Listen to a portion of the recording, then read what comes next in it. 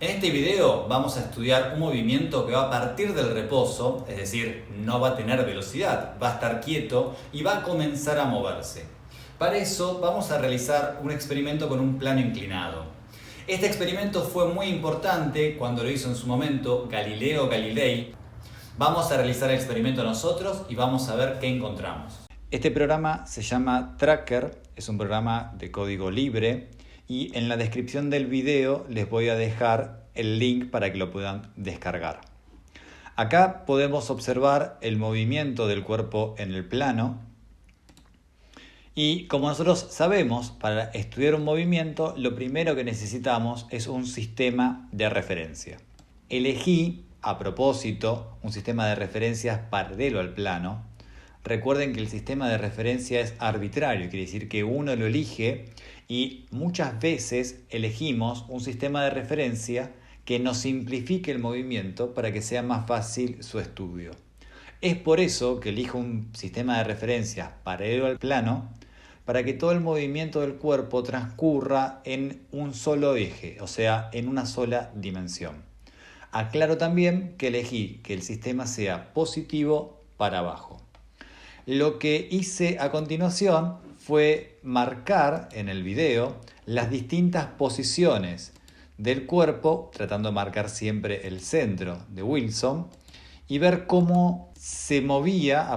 Acá lo que podemos ver es que transcurre cada vez que yo hago un clic en el programa una unidad de tiempo.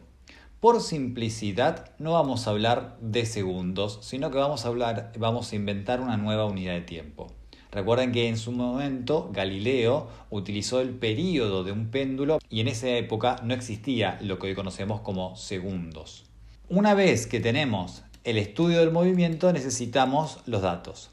El programa me permite a mí establecer una unidad de medida. Yo elegí esto como lo que va a ser para mí una unidad de medida. Si bien acá aparece el metro, esto que está acá definitivamente no es un metro, sino que es una medida arbitraria que elegí yo, de vuelta, como trabajé con una unidad propia de tiempos, también voy a inventar un sistema de unidades de distancia. Vemos acá que se genera una tabla de datos. Lo que yo hice fue generar un Excel y poner los datos en un Excel. Como les comenté antes, inventé una unidad de tiempo que llamé segundos, por eso le puse la S y la X. Cada vez que veíamos una de las distintas imágenes, transcurría una unidad de este tiempo nuevo que yo inventé. Acá puse los valores de la posición que obtuvimos del programa. Podemos ver que al principio da 0,999, lo redondeé a 1. 3,2, lo redondeo a 3,2. 7,07 es 7, 12,27, 12,3 y 19,15 a 19,2. Una vez que obtuve los valores del tiempo y el desplazamiento, me va a interesar estudiar o conocer qué va a pasar con la velocidad a medida que aumenta el tiempo. Inicialmente, el cuerpo sabemos que no tiene velocidad. Luego de que transcurre una unidad de tiempo, vemos cómo se ha dibujado una flecha que es el vector velocidad. En el segundo instante, esta flecha aumentó su módulo. Y vemos cómo a medida que pasa el tiempo, el módulo del vector velocidad cada vez es mayor. Sin embargo, mantiene constante su dirección y su sentido. Para trabajar con el tema de la velocidad instantánea, generé la siguiente tabla. Utilicé dos valores consecutivos de desplazamiento y lo dividí por el intervalo de tiempo que pasaba, que siempre iba a ser una unidad de este tiempo nuevo que estoy trabajando. Así, de esta manera, podemos generar una tabla de una velocidad instantánea, por decirlo de alguna manera, en función del tiempo.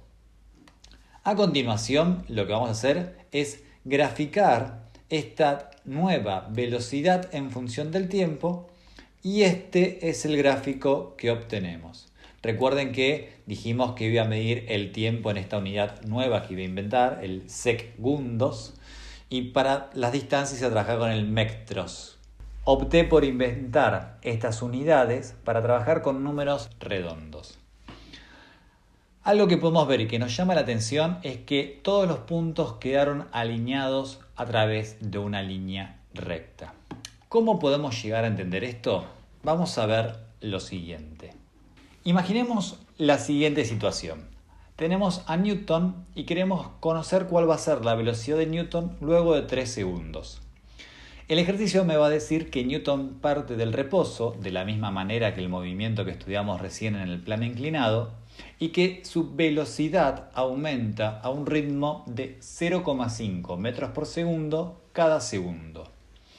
Vamos a analizarlo esto sin ninguna fórmula. Partimos de la base de que en el tiempo cero la velocidad va a ser 0 metros por segundo porque parte del reposo. Luego que transcurre un segundo, la velocidad va a ser 0,5. A partir del próximo segundo, la velocidad volvió a aumentar 0,5, por lo tanto va a valer 1. Al tercer segundo, la velocidad va a valer 1,5, porque el ejercicio nos dice que la velocidad aumenta a un ritmo de 0,5 metros por segundo. ¿Qué pasa si graficamos estos datos que obtuvimos?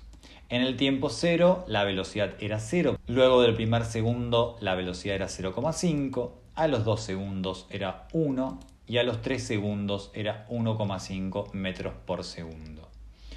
Acá vemos también que en un gráfico de velocidad en función del tiempo, todos los puntos nos quedan alineados, por lo tanto los podemos unir a partir de una línea recta.